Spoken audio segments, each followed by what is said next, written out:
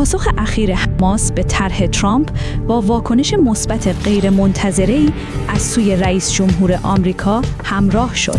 حماس با اتخاذ موضعی هوشمندانه ضمن پذیرش بخش‌های از طرح خلع سلاح را مشروط به تشکیل دولت مستقل فلسطینی کرده است. این ادبیات ملایم موجب شد ترامپ که به دنبال یک توافق مهم برای ثبت در کارنامه‌اش و احتمال دریافت جایزه صلح نوبل است، آن را قدمی رو به جلو تلقی کند. این واکنش ترامپ نتانیاهو را غافلگیر کرد.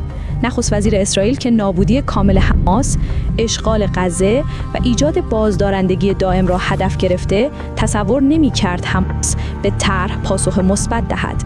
او پیشتر تصور می‌کرد حماس طرح را رد خواهد کرد و همراهی با ترامپ به نفع کابینه‌اش خواهد بود. اکنون توپ در زمین نتانیاهوست و او سه گزینه پیش رو دارد: تغییر نظر ترامپ، مخالفت مستقیم با طرح یا موافقت ظاهری و نقض آن در مراحل بعد. حماس نیز با آگاهی از این سناریوها شرط آزادی اسرای اسرائیلی را تضمین حقوق فلسطینی‌ها قرار داده است.